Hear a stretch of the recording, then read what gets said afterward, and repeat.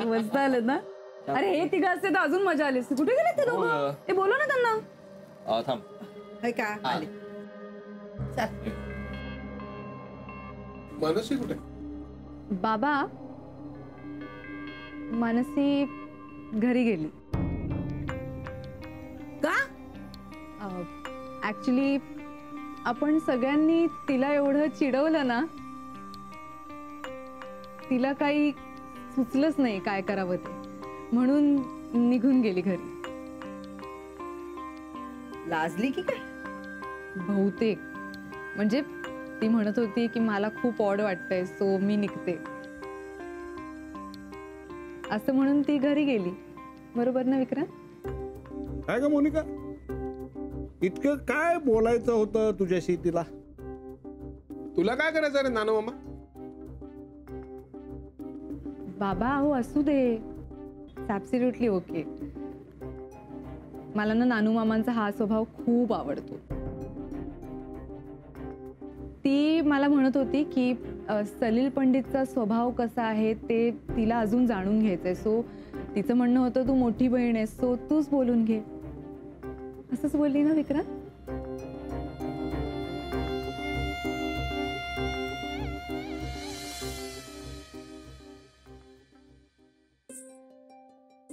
अरे हळूहळू जरा थंड तरी होऊ दे. होतंय. तू किती काळजी करशील ग? अरे काळजी करू नको तर काय करू? एकतर कामाचे सतत 1760 विचार चालू असतात तुझ्या डोक्यात, आणि त्यात हे तुझं स्वतःच्या हाताने बनवून खाणं. मला ना खरंच कमाल वाटत. मी लहान होतो तेव्हा म्हणायचीस की कधी एकदा पटकन मोठा होशील. आता मी मोठा झालोय, स्वतःची कामं स्वतः करतोय, तर तू उलट बोलतीयस. काय? अरे जगातल्या सगळ्या आयांचं हे असंच असतं. मुलं लहान असली की ती लवकर मोठी व्हावीत असं वाटतं, आणि जेव्हा ती मोठी होऊन दूर जातात तेव्हा ती पुन्हा लहान होऊन आईच्या कुशीत यावीत असं वाटतं. बरं तू हे बघ ना, नूडल्स बघ ना किती भारी झालेत, मस्त आहेत ना? सलील, जशी काही पुरणपोळीच बनवलीस असं सांगतोयस. अरे त्यात काय एवढं कठीण आहे? सलील, पण हे खाणं चांगलं नाहीये. हा अगं आई, पण आता पर्याय आहे का माझ्याकडे? पोळी भाजी मिळत नाही का रे तिथे? अगं मिळते पोळी भाजी, पण ती बाहेरचीच ना शेवटी.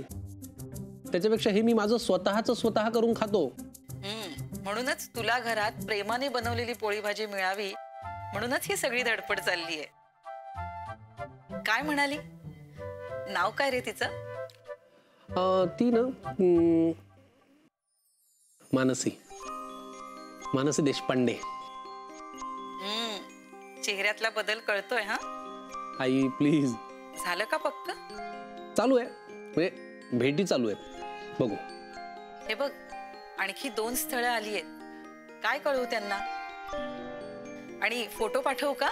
नको, आता मला अजून कुणाचाही फोटो पाठवू नकोस प्लीज. मला मानसी आवडली.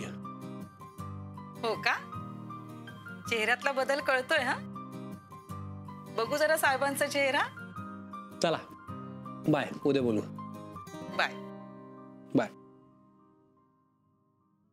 पण मला तो आवडतो की नाही हे विचारावंसं नाही वाटलं तिला. मला का का वागते ती माझ्याशी असं?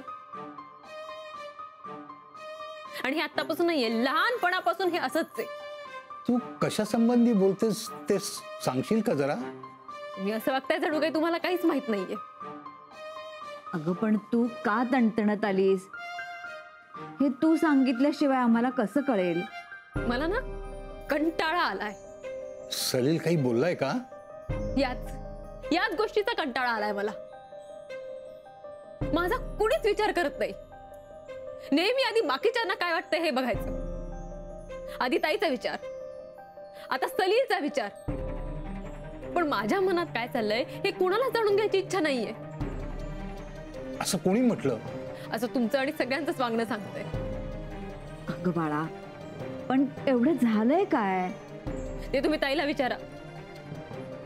आता फक्त एक सांगते, जर यापुढे ताईने माझ्या कुठल्याही वैयक्तिक निर्णयात ढवळाढवळ केली तर सलील सोडा, मी कुठल्याही मुलाशी लग्नासाठी बोलणार नाही.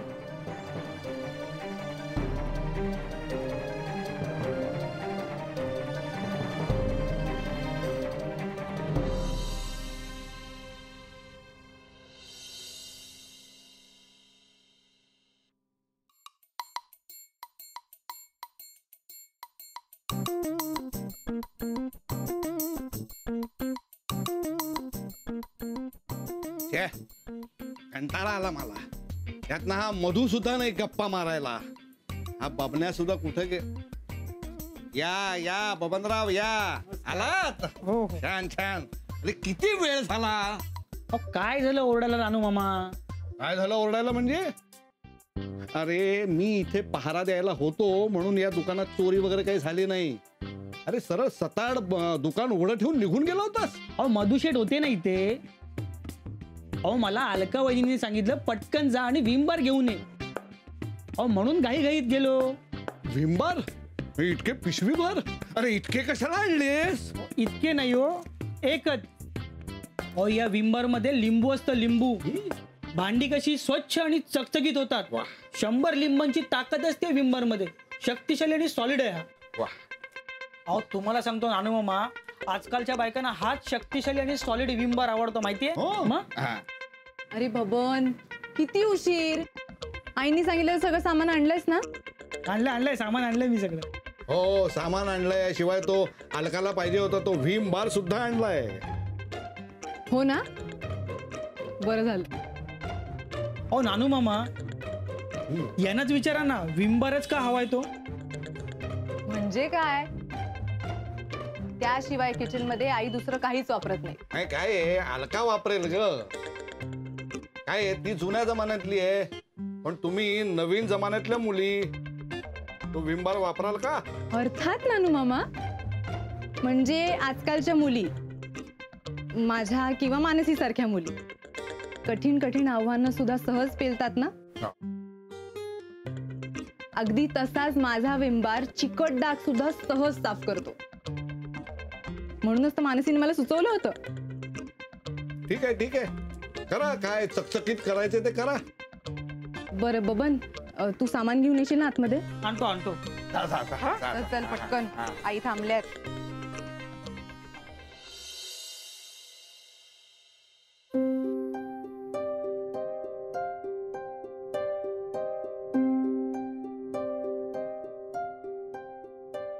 मानसी, काय होतंय? काय झालं? मी आता तुला जे लिहून द्यायला सांगितलं होतं त्यातला अख्खा पॅरा मिसिंग आहे. बघू.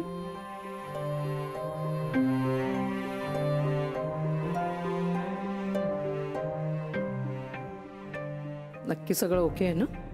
सॉरी आत्या, मी लिहून देते लगेच. प्रश्न लगेचचा नाहीये मानसी. प्रश्न असं झालंच कसं याचा आहे. कारण ह्या असल्या सिली मिस्टेक्स तुझ्याकडून होणं केवळ अशक्य आहे. काय झालं? सगळं खरं खरं सांग. काही लपवू नकोस. कारण जे काही झालंय ना त्याचा तुझ्या कामावर आणि तुझ्यावर काय परिणाम होतोय तो दिसतोय. आत्या, मला एक स्थळ आलंय. मी अजून नीट भेटले नाही त्याला आणि त्याच्या आत ताईने त्याला माझा होकार कळवला. मग त्याचा गैरसमज झाला. मी समजावलं त्याला, पण आता हे सगळं असं सुरू झालंय आणि मला कळत नाहीये हे का सुरू झालंय. म्हणजे बस पुढे मला ऐकायचं नाहीये. आणि तू जिथे आहेस तिथून पुढे जायचंही नाहीयेस. हे लग्न वगैरे मला आत्ता काहीही नकोय. लग्नासाठी वयापेक्षा मनाची तयारी लागते, जी आत्ता तुझी नाहीये. आणि जोपर्यंत तू मनाने तयार होत नाहीयेस तोपर्यंत कुणीही तुझ्या मागे लग्न लग्न म्हणून मागे लागू शकत नाही. बघ तुझा चेहराच सांगतोय सगळं. चांगला मुलगा आहे, हातचा सोडू नका, परत मिळणार नाही. या सगळ्या अंधश्रद्धा आहेत, बाकी काही नाही. आणि आत्ता ही वेळ तुझं तुझ्या करिअरवर लक्ष केंद्रित करण्याची, बाकी कशाचीही नाही. ओके? हो आत्या. काय झालं? काही नाही. अरे मी तिला आता सांगत होते, लग्न आत्ता नकोय. आता मला फक्त करिअरवर कॉन्सन्ट्रेट करणारी मानसी हवी आहे. I don't want to lose you. अरे बापरे, इथे सुद्धा हेच सुरू आहे का? म्हणजे काय, लग्न ह्या विषयाची काही साथ वगैरे आली की काय लोकांमध्ये? प्लीज मला आता तरी ह्या विषयावर काही डिस्कशन नकोय. तू इथे असेपर्यंत कुणीही तुझ्या मनाविरुद्ध लग्नाविषयी काहीही बोलणार नाही. थँक्यू आत्या. मी हे कम्प्लीट करून देते.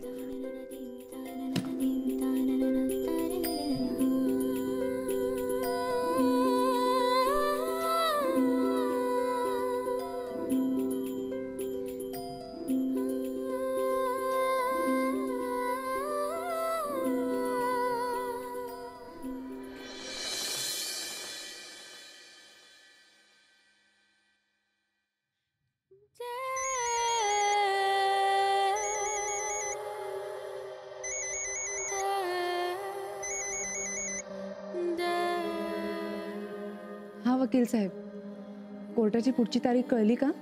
ते कळेलच, पण त्याआधी मला तुम्हाला एक महत्वाची गोष्ट सांगायची होती. हा बोला ना. हे बघा, एकदा का तुम्ही म्युच्युअल डिव्होर्सवर सही केली की प्रोसिजरनुसार मिळेल त्या तारखेला तुम्हाला कोर्टात हजर राहावं लागेल. आपल्या बाजूनं त्यात कुठलीही दिरंगाई होता कामा नये. गेल्या वेळेला मी मुद्दाम गेले नव्हते असं नव्हतं. माझी तब्येत खरंच खराब झाली होती. इनफॅक्ट मी कोर्टात यायलाच निघाले होते आणि मी त्याच्यानंतर हॉस्पिटलाइज झाले होते. वाटल्यास तुम्ही माझ्या नवऱ्याला विचारू शकता. म्हणजे आपल्या केसमधली जी विरोधी पार्टी आहे तुम्ही त्यांना विचारून घेऊ शकता. ते सुद्धा हेच सांगतील. मॅडम, मी गेल्या वेळेचं म्हणत नाहीये. त्यावेळेसची सिच्युएशन समजून घेऊ शकतो आम्ही. पण काल तुम्हीच फोनवर म्हणाला होतात की मी कोर्टात यायला उत्सुक नाही, त्यावरून हे बघा, जर तुम्ही कोर्टात यायला टाळाटाळ केली तर ते तुमच्याच अगेन्स्ट जाऊ शकते. कोर्टात तुम्ही वेळ दवडता आहात असा अर्थ काढला जाऊ शकतो. वकील साहेब, मी गरोदर आहे. माझे दिवस भरत आलेत आता, आणि या दिवसांमध्ये मी माझ्या तब्येतीची गॅरंटी नाही ना देऊ शकत तुम्हाला. आणि मुळात कोर्टाची तारीख पुढे कशी ढकलायची हा विचार करत बसायला माझ्याकडे वेळ नाहीये. हे बघा, मला ऑलरेडी फक्त डिलिव्हरीचं टेन्शन आलंय. माझ्याकडे दुसरा कुठलाही विचार करायला आता वेळ नाहीये. I understand. मी मात्र तुम्हाला संभावित धोक्याची कल्पना दिली. वकील म्हणून ते माझं कर्तव्य आहे. I know. थँक्यू. पण तुम्ही सांगितल्याप्रमाणे पुढची प्रोसिजर काय असणार आहे? हेच की कोर्टात एकदा तुमचं ऍप्लिकेशन फाईल झालं की 6 महिन्यानंतर तुम्हाला डिवोर्स मिळेल. त्याआधी काउन्सिलिंग सेशन्स होतील तुमचे. तुमचे समझोता होतोय का हे पाहण्याचा कोर्टाचा एक प्रयत्न असेल. हो, म्हणजे असंही करता येऊ शकतं का? हे बघा दळवे मॅडम, जगातला कुठलाच कायदा जबरदस्तीनं दोघांना एकत्र राहायला भाग पाडत नाही. हां, मात्र कोर्ट केवळ एक संधी देत असते. त्या काळातील तुमच्यातील भांडण किंवा दुरावा मिटवण्याचा तुम्ही प्रयत्न करू शकता. नाहीतर मग रीतीप्रमाणे तुम्हाला 6 महिन्यांनी डिवोर्स मिळतो. Okay. Thank you for the information. Thanks.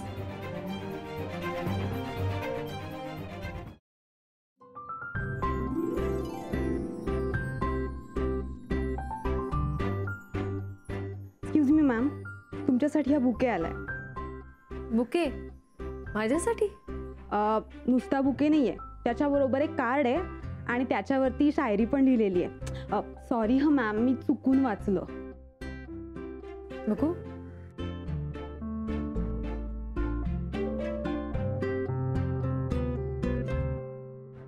काय?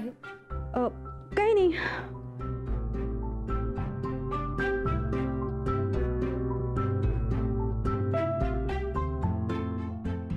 मानसी, मानसी, ते बुके एका पेशंटने दिलाय. अरे वा, बघू.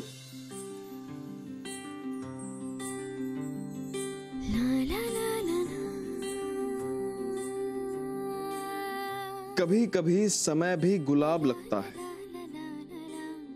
और कांटे चुभते नहीं जब वक्त मांगने वाला अपना हो. क्या बात है. आमच्यासाठी कधी कोणी साधी चारोळी सुद्धा लिहिली नाही आणि काही लोकांसाठी शायरी लिहिली जाते. वा.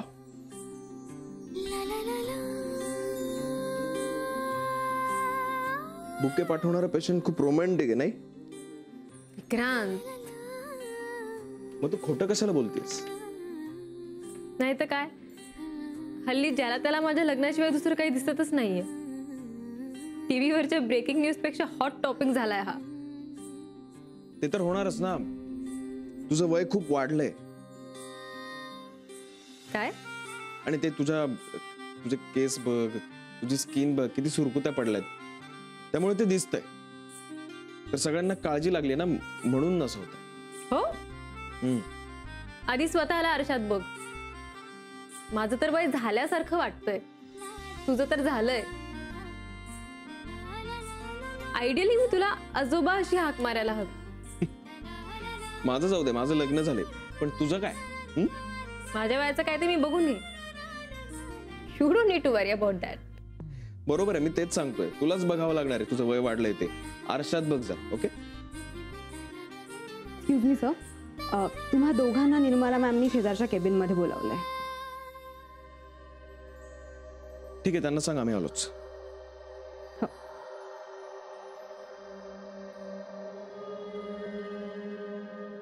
चला, नाहीतर रोमॅन्टिक पेशंटने दिलेल्या बुकेकडेच बघत राहशील.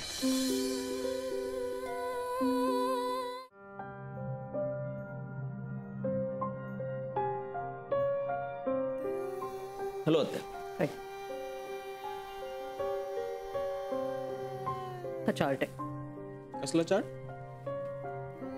या महिन्यातला डिलिव्हरीचा चार्ट आहे. हा नीट बघा जरा, कारण या महिन्यात आपल्याकडे जरा जास्त वर्कलोड असणार आहे. So I made this chart.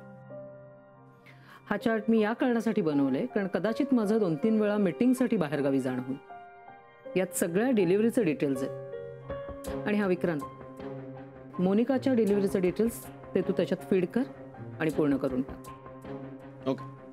मी इथे नसताना या चार्टप्रमाणे सगळ्या गोष्टी वेळेत व्हायला हव्यात. आणि याची काळजी तू घ्यायचीस मानसी. मला यातले सगळे अपडेट्स कळायला हवेत. वेळोवेळी मला मेल करत जा. हो आत्या. काही झालं तरी आपल्या पर्सनल गोष्टींमुळे कुठल्याही कामात खोड होता कामा नये, हे लक्षात ठेवा. जनरली मला हे सगळं विक्रांतला सांगावं लागतं, पण आता तुला सांगते मानसी. आपण जे काम करतो ना, त्यात आपण मनाने आणि डोक्याने पूर्णपणे असणं आवश्यक असतं. मी रागावून बोलत नाहीये किंवा मला तुमच्यावर अविश्वास दाखवायचा आहे असंही नाहीये. पण काय झालंय, अलीकडे काही गोष्टीच अशा घडलेल्या आहेत की त्यामुळे मला स्पष्टपणे सांगणं हे जास्त महत्त्वाचं वाटतं. चार्ट पूर्ण करायला घे, मी आलेच.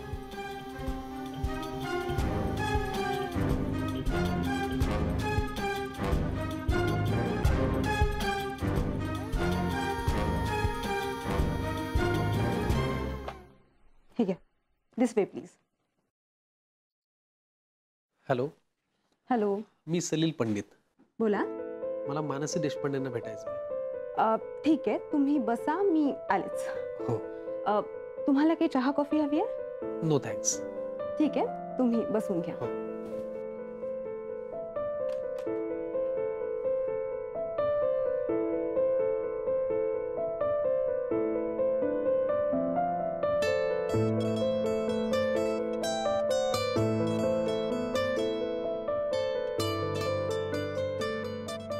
एक्सक्यूज मी मॅम, तुम्हाला भेटायला मिस्टर सलील पंडित आले.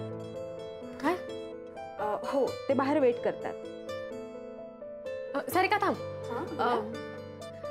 मला माहितीये ते मला भेटायला आलेत, पण अगं नेमकं निर्मला मॅम आणि डॉक्टर विक्रांतने खूप महत्वाचं काम दिलंय. नो इश्यू, मी असंही त्यांना थांबायला सांगितलंय. नाही नाही, नको. तू त्यांना सांग की मी अर्ध्या तासापूर्वीच बाहेर गेले म्हणून. पण मॅम, मी तर त्यांना म्हणजे, किंवा असं सांग की तुझं लक्ष नसताना मी बाहेर गेले. हां,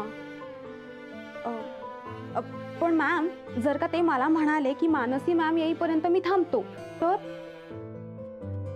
मग त्यांना सांग ना की तुला माहित नाही कधी येणार त्या म्हणून. हां, ठीक आहे. ओके.